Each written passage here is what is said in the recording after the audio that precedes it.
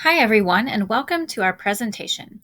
Our names are Megan Douglas, Ellie Moser, Yvette Reeves, and Jada Smith. Today, we're going to be walking you through the main components of a computer system, including the CPU, OS, memory, motherboard layout, I/O devices, and peripherals, as well as walking you through the various types of storage options in a computing environment, including the hard drive, cloud storage, flash drives, and DVDs. Starting off with the main components of a computer system, we are going to talk about 6 different components. The first component is the central processing unit. This component acts as the brains of the computer. It controls everything the computer is doing as well as all of the internal and external devices. The next components are the input and output units. They sound similar to their functions. The input unit is where any type of data is being inputted into the computer system to be processed before any computation can take place. The output unit is what we see when the data is processed through, and it has taken all of the information from the input and presents it to us in a video, audio, or printed format. To summarize this, inputs come from devices such as keyboards, mouses, joysticks, scanners, etc. The CPU, the brain of the computer, processes the request to perform the action warranted by the input. An example would be attempting to print a worksheet.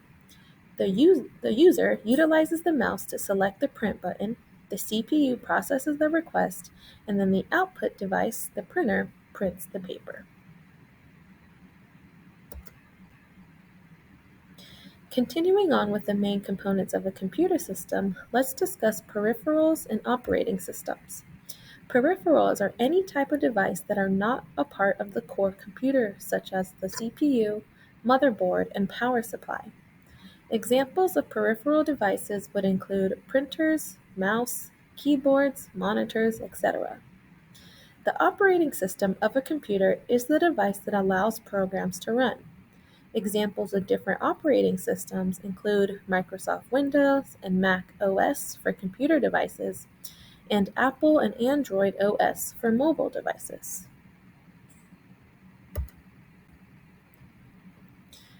Continuing on, now let's look at the motherboard. The motherboard is what holds all of the hardware and everything in place in a computer system. A motherboard can have 2 bridges, a north bridge and a south bridge. The north bridge is located towards the northern part of the motherboard, and it is directly connected to the central processing unit. The north bridge deals with tasks that need fast speed and high performance. The south bridge is located towards the southern end of the motherboard, and it is connected to the CPU by the north bridge. Since it does not have a direct connection to the central processing unit, it deals with tasks that do not need a fast speed performance and works at a much slower pace than the north bridge. In short, the motherboard allows different parts of the computer to talk to each other. Another part of a computer system is the memory. Memory for a computer system takes the forms of something called bits. There are 2 types of memory, short-term and long-term. The short-term memory works with immediate tasks.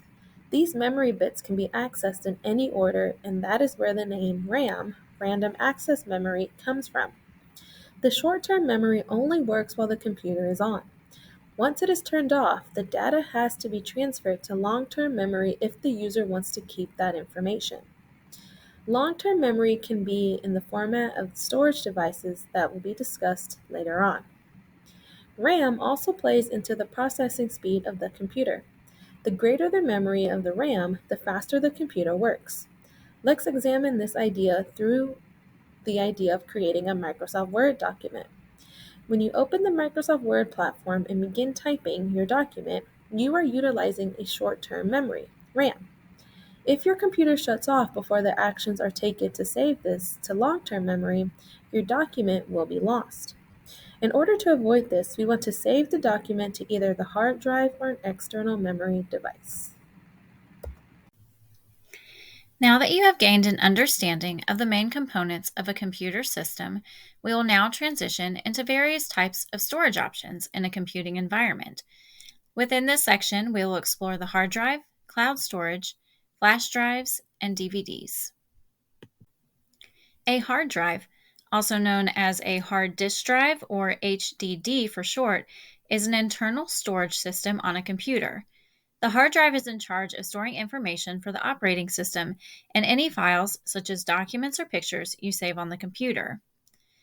Hard drives can be slow, overheat, and become damaged easily on portable devices, such as laptops, because hard drives use an actual disk and moving pieces. So, most portable computers now use SSD or solid state drives. SSDs are more durable and portable. An alternative to internal storage is cloud storage.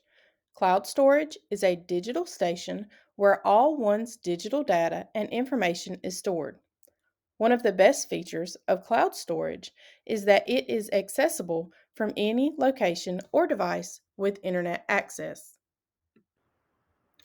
The four most popular cloud storage platforms are Dropbox, iCloud, Google Drive, and Microsoft One.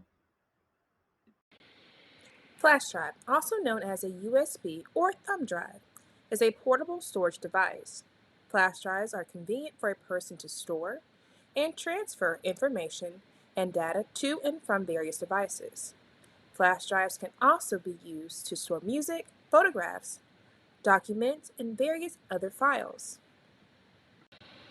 Next, we have DVDs. They are also known as digital video disc or digital versatile disc, which are a form of optical storage. Optical storage refers to any storage device that uses lasers to read the saved data. Many of us are aware that DVDs store video information because we watch movies on DVDs. However, they can also store other types of files. DVDs can hold 8 to 16 gigabytes of data. Within this section, we explored long-term memory, including the hard drive, cloud storage, flash drives, and DVDs. The hard drive is built directly into the computer for long-term storage. This means that anything saved on the hard drive has to be accessed directly from the device in which it was stored. If something were to happen to the computer, such as a crash or other damage making it inoperable, it is sometimes difficult to recover storage. Flash drives and DVDs are similar to the hard drive, with the exception that they are portable devices.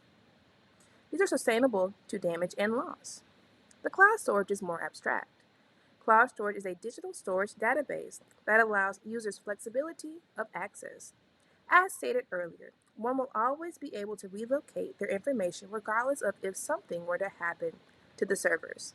This is done through user identification, such as username and password combinations. We appreciate your attentiveness and hope that you have enjoyed this presentation on the components of a computer system. Thank you. In addition to the references listed on the following slides, all photos used in this presentation were sourced from Canva and shared in compliance with the Free Media and License Agreement.